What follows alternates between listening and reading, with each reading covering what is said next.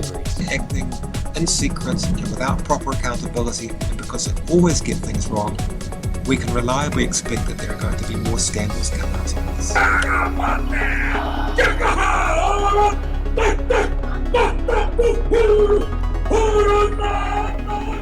Hello and welcome to Evening Report. Harmeet Sooden is up in Iraq and he's working for Christian Peacemaker Teams, a humanitarian organisation that is responding to the crisis in Iraq's Kurdistan region.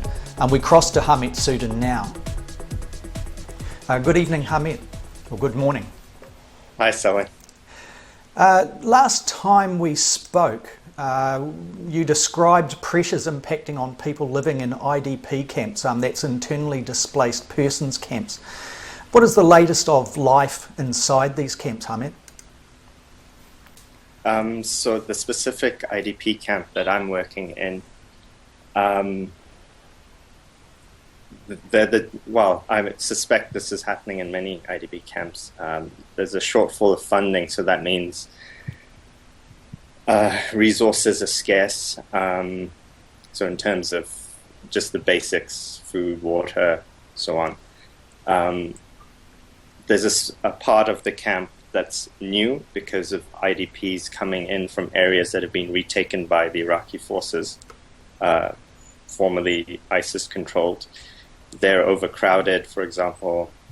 A huge proportion of those don't have electricity, for example.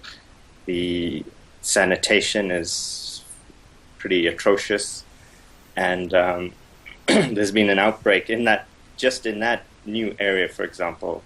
There's been an outbreak of a disease. Can barely pronounce the name, leishmaniasis. Okay. And it's transmitted by sandflies, also I think by contact as well. So. And what are the symptoms? What are the symptoms of the disease? And it's obviously a communicable disease, isn't it? Yes. I think there are three varieties. The one it's called a cutaneous version, where you get ulcers on your skin, usually around the bite sites. But the serious one is where it affects your spleen, I believe. So the symptoms take weeks to months to appear. And is this due to the overcrowding in the camps, Harmeet, is it?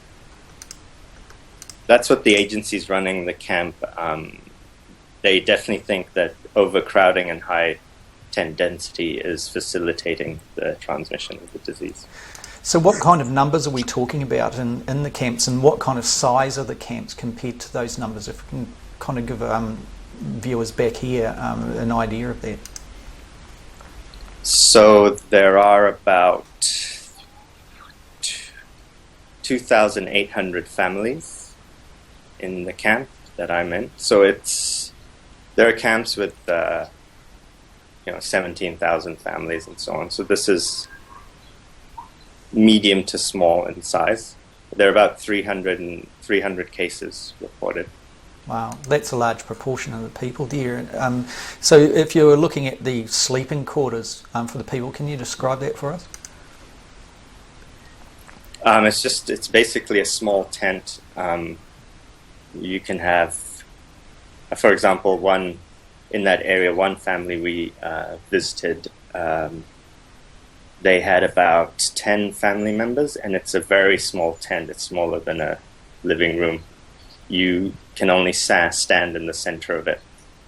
So I don't know the square footage. Yeah, we'll get the idea. You'll be sleeping right next to each other, effectively. And then in the day it becomes the living room. And with the sanitation, toiletry, toilets, etc., and that's obviously communal for large numbers of people in the camps, I would imagine, is correct? Yes, that's correct. Yeah, and cooking facilities and food, is it up to the families themselves to actually put that together, to cook their own dinner and their basic needs like that, or is it once again a communal kind of area? No, I believe from what I could see, that's obviously not my focus, but just from what I observed, cooking takes place next to the tent in a sort of area in front of the tent. So there, it's quite, in terms of fire hazard, it's quite dangerous. And actually, a few months ago, a tent went up in flames and a child was killed. Okay. Yeah, tragedy happens, doesn't it? I understand some humanitarian initiatives are being scaled back. What's the story there, Harmeet? I'm not.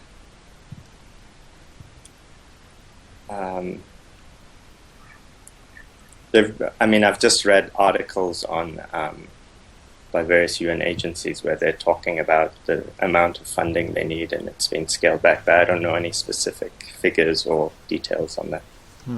But what kind of humanitarian projects are being scaled back, to your understanding? I'm not familiar with that. But for example, the stuff we're doing, if we were funded by a UN agency, we would probably be the first to be cut, for example, which is assessing communal tensions. So, can you describe that? Because I'm not familiar with that term.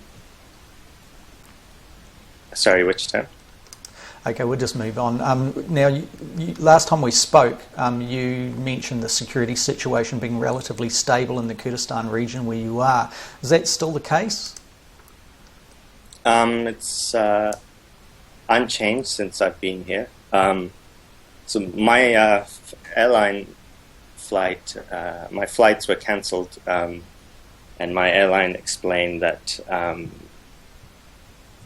all flights, well, basically when I went to rebook my flight, they told me that most airlines have cancelled flights coming in from the south into northern Iraq. I was trying to ask them why. They were a bit reluctant to say. They just said security reasons, flying over a conflict zone. I think they mentioned only 2 airlines were actually flying in that airspace right now. So what's the mood on the ground relating to security? Are you picking up differences to when you first arrived there? No, there are no differences. The main difference was last year when ISIS moved into Mosul and then started to make incursions into Kurdistan. People were really afraid. There were people leaving the capital, for example, when ISIS was just tens of kilometers away.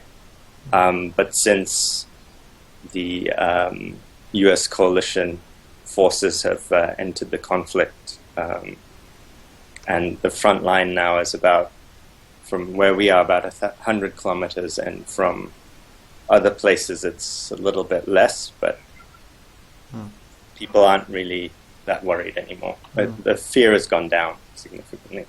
Now, here in New Zealand, we've heard reports that ISIS has taken control of Ramadi, only about 100 kilometres from Baghdad. Now, I know that that is quite some distance from where you are in the Kurdistan region, but what do you make of this latest reports that are coming out on that?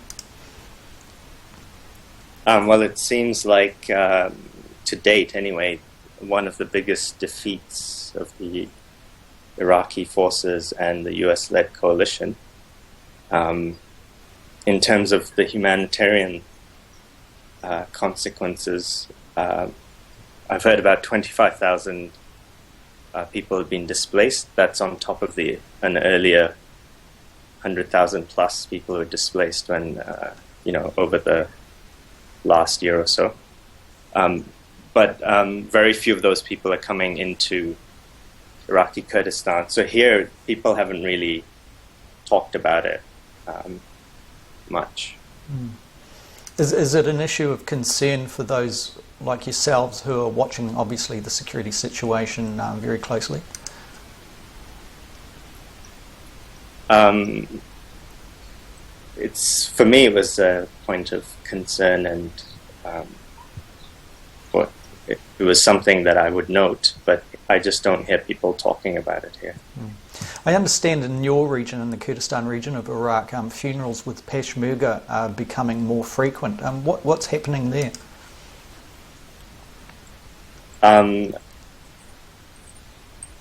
It's so the Peshmerga fighting along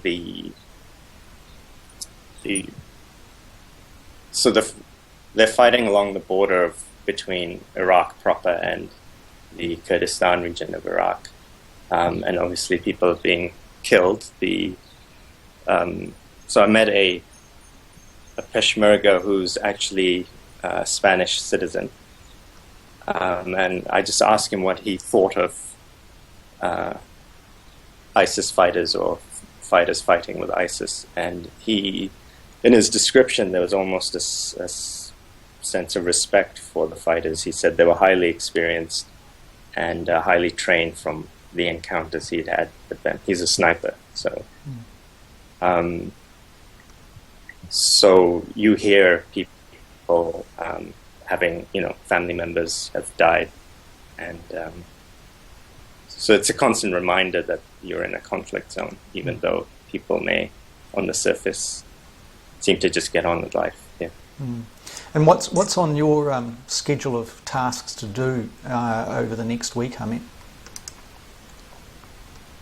So this week I'm just have one final interview with a family in the camp, and then I just need to finish off my report, which is almost done, and then we need to arrange meetings with various agencies to discuss our findings and recommendations.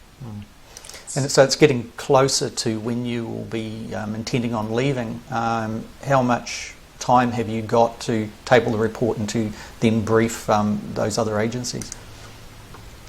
So the report should be complete before the end of this week, and then I have 2 weeks to go to meetings, and the results of all of this, I won't be here for. If there's a positive result, I won't be here for it, but I'll hear about it. Yeah. Harmeet Sooden, thank you very much, and we'll talk to you again soon. Thank you.